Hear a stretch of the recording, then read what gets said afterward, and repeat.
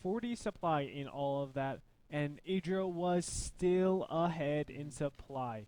That's how big of an advantage Idra has. He was also upgrading. Tyler, on the other hand, we saw he was concentrating all of his money, all of his gas into units. Yes. That's it. That's why he said, okay, I push out because I have a lot of units. But as the game goes further and further on, the first push, it was 1-0-0, or 1-0 for Zerg to 0-0-0.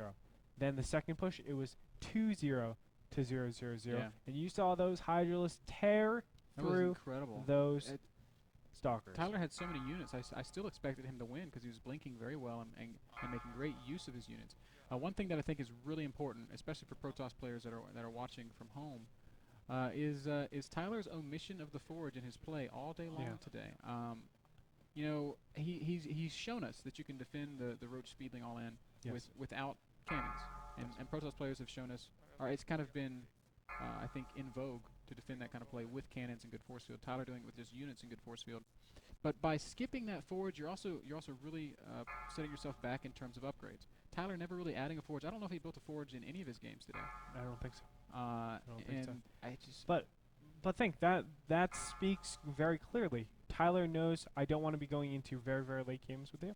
So he's saying to himself, okay, well, I'm not going to bother getting the forge and upgrades because if I'm going that long, theoretically, because Idra is a better macroer than me, I'm in a losing position. So let me go ahead and invest completely into either army and tech or something like that. Well, that's what he does, army and tech. And let me do my timings. And we saw game 1, that same thing. Game 2, the same thing. Game 3, the same thing. Everything, it was trying to get a little bit ahead in economy for the beginning, and then falling back onto mass units. I just have to question it a little bit because Tyler's shown us such aptitude for upgrades in PvT, for example. Loving that double forge play there, and I feel like he's just leaving out a big part of his play. Now he knows much better than me, and you even know better than me when it comes to exactly how Protoss decides to do these things. But +2 attack upgraded Hydras, they shred gateway units. Scary. I don't. Scary. I mean, he's almost putting himself into a position where he has to win with an all-in because there's no victory later on. Yeah. Well, that's that, and Idra is going to win it 2-1. Congratulations, him. He's going to be moved 5-2 in the entire groups. Yes, big win for him. Yes, very big win. And we're going to move on to our next match. Stay tuned. We'll be right back.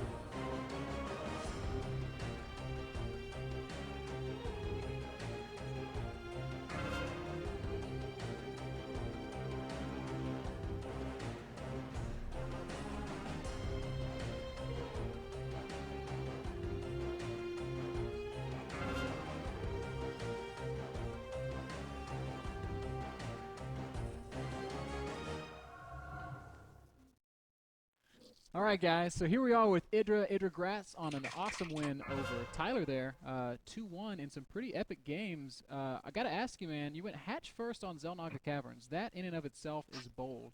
But then you turned around and you kind of all-in'd off of it. What was your thought process there? He didn't scout early enough to block it. I had my overlord out there to see if the probe was coming. It wasn't, so I decided to hatch first. Otherwise, I would have 15 pooled. I all-in just because I don't really like Xel'Naga Caverns. Yeah. And it's a good map for the Roachling all-in. It's really wide open, but he defended it well. He used force fields really, really efficiently. And after that, I don't know. His first counter push, or like that warp gate unit push, he didn't really time it that well. But then I didn't have corruption time for the Colossus, so I died anyway. I think I actually ended up ahead in economy. Yeah, interestingly, you threw down a Baneling Nest, then I guess you canceled it. Or what was going on with that? I saw his robotics bay, the Colossus building. So just you can't go Baneling versus 2-base Colossus, I don't think, unless you have Infestors as well. I was getting all excited because I thought we were going to see some really cool drops, and it just never happened. I was like, I swear he was building a Baneling Nest. But yeah, it was. Anyways, game number 2, Shattered Temple.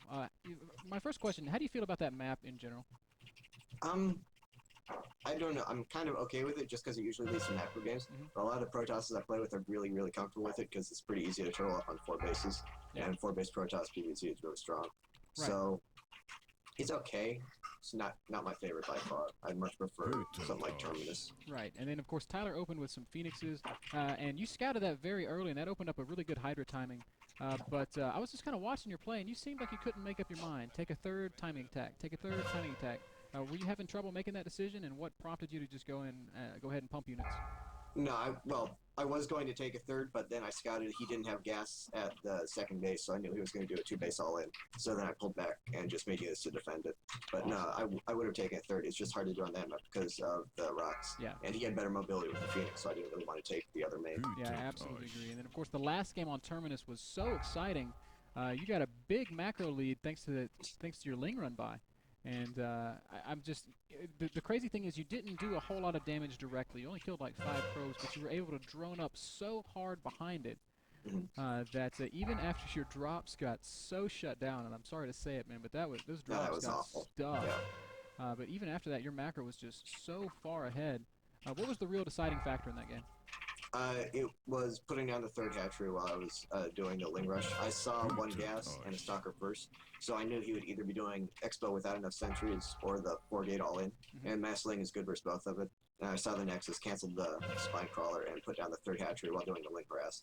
And having the third hatchery up and just making drones instead of making Lings behind it. Like you said, I think I ended up with like double his economy after that. Yeah, it was tremendous, man. Your scouting is absolutely defining your play. So I really commend you on that, man. A win today was a big boost for you. Puts you at 5-2. I was a little sad to see you drop those games to Xenio last week, but you bounced back in good form today. So you got to be feeling confident going into the last couple of weeks. Yeah, I have 2 ZVTs left. ZVT is by far my favorite matchup right now. I feel like the best understanding of it. And I'm not sure what my maps are. That could be a little bit of a problem if we get crossfire or something. Right. But otherwise, I feel really confident. Yeah. I love CVT right now. All right, man. Well, Idra, excellent play today. Thanks for taking some time to talk to us, and I look forward to seeing more great results from you in the future. Thank you. All right, man. Have a good one. You too. Bye.